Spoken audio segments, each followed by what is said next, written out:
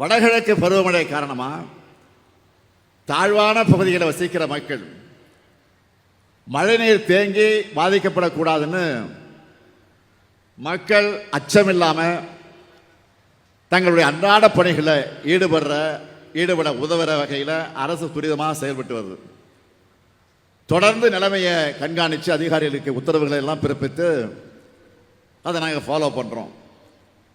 மழைநீர் சூழ்ந்திருக்கக்கூடிய பாதிக்கப்படுகிற பகுதிகளில் வெள்ள நிவாரண முகாம் அமைக்கப்பட்டு தேவையான உதவிகள் வழங்கப்பட்டு வருது. பொதுமக்களுக்கு நோய் தொற்று பாதிப்பு ஏற்படாமல் தடுக்க மருத்துவ முகாம்கள் அமைச்சிருக்கிறோம். சென்னையில் நிவாரண மையங்கள் தயார் நிலையில் வைக்கப்பட்டு தொடர்ந்து செயல்படுது. இந்த மையங்களில் உணவு, சுகாதார வசதி, குடிநீர் வசதிகள் செய்யப்பட்டிருக்கு. சமையல் கூடங்கள் தயார் நிலையில் வைக்கப்பட்டிருக்கு. மழைநீரை வெளியேற்ற மோட்டார் பம்புகள், விழக்கூடிய மரங்களை அகற்றுவதற்கு மர அரவை இயந்திரங்கள், மிஷின் எல்லாமே தயார் நிலை வைக்கப்பட்டிருக்கு. இப்படி போர்க்கால தயாரிப்பு நிலையோடு நாம் இருக்கிறோம். மக்களை காக்க எங்களுக்கு யாரும் சொல்லித்தர தேவையில்லை. 3 முறை இயற்கை பேரிடர்களை நாம் சந்திச்சிட்டோம். இந்த நாம் ஆட்சிக்கு வந்து 3 முறை வேண்டிய உதவிகள்லாம் செஞ்சு மக்களை காத்தோம். ஆனால் பாதிக்கப்பட்ட உட்கட்டமைப்புகளை சரி செய்ய நிவாரண பணிகளுக்காக நாம் கேட்ட 37,000 கோடி ரூபாயை ஒன்றிய பாஜக அரசு கொடுத்துச்சா? இல்லை, இதுவரைக்கும் கொடுக்கல. ஏன் கொடுக்கல? அப்படி கொடுத்தா தமிழ்நாடு சீராகிவிடும், தமிழ்நாடு வளர்ந்துவிடும். அது நடக்கக்கூடாதுன்னு நினைக்கிறாங்க ஒன்றியத்தில் இருக்கக்கூடிய அரசு. ஒன்றிய அரசு பணம் கொடுத்தாலும் கொடுக்காமல் போனாலும் தமிழ் மக்களை காப்பதுதான் நம்முடைய கடமைன்னு செயல்பட்டு வரக்கூடிய அரசு தான் இந்த திராவிட மாடல் அரசு என்பதை நீங்கள் மறந்துவிடக்கூடாது. ஆனால் தொல்லை கொடுத்தாலும், என்ன தொல்லை கொடுத்தாலும், என்ன தொந்தரவு பண்ணாலும் தமிழ்நாட்டுடைய வளர்ச்சியை யாராலும் தடுக்க முடியல.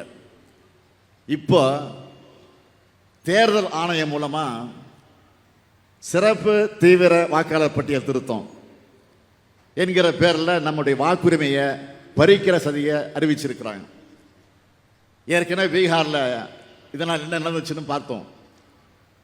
பாஜக தோல்வி உறுதியானா வாக்காளர்களையே நீக்க துணிஞ்சாங்க. அதே ஃபார்முலாவை தமிழ்நாட்டிலையும் இப்போ முயன்று பார்க்குறாங்க. தொடக்க முதலே இந்த சதியை உணர்ந்து நம்ம எல்லாரும் எல்லா வகையிலும் இதை எதிர்த்துட்டு இருக்கிறோம். இப்போ கேரளாவும் நம்மோட இதில் இணைஞ்சிருக்காங்க. இது தொடர்பாக நம்முடைய அடுத்த கட்ட நடவடிக்கை குறித்து முடிவெடுக்க வருகிற நவம்பர் 2ஆம் தேதி என்று நான் அனைத்து கட்சி கூட்டத்தை கூட்டியிருக்கிறேன், அழைப்பு விடுத்திருக்கிறேன். எல்லாருக்கும் அழைப்பு போயிருக்கு.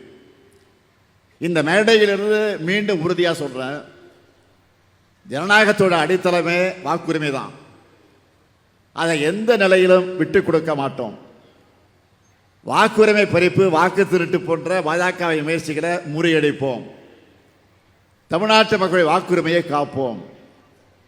மக்களாட்சியை காப்பதற்கான இந்த முன்னெடுப்பில் அனைத்து கட்சிகளும் அரசியல் வேறுபாடுகளை கடந்து பங்கெடுக்க வேண்டும் என்று நான் இந்த மேடையில் இருந்து அவர்களுக்கெல்லாம் அழைப்பு விடுக்கிறேன். இயற்கை பேரிடராக இருந்தாலும், செயற்கையான அரசியல் சதியாக இருந்தாலும், எல்லாவற்றிலும் இருந்து காப்பதுதான் என்றைக்குமே நம்முடைய பணி. நான் முதல்ல சொன்னது போல, மகத்தான உங்களை மகிழ்விக்கவே இந்த ஆட்சி, மக்களை காக்கவே இந்த ஆட்சி, மக்களை வளர்க்கவே இந்த ஆட்சி, மக்களுக்கு தேவையானதை கொடுக்கவே இந்த ஆட்சி. இந்த நல்லாட்சி என்னாலும் தொடரும் தொடரும். தமிழ்நாட்டின் வளம் பெருகும் பெருகும் என்று சொல்லி விடைபெறுகிறேன். நன்றி, வணக்கம். பிளே ஸ்டோர் மற்றும் ஆப் ஸ்டோரில் இருந்து பாலிமர் செயலியை QR கோடு மூலம் பதிவிறக்கம் செய்யுங்கள். செய்திகளை உடனுக்குடன் பெறுங்கள்.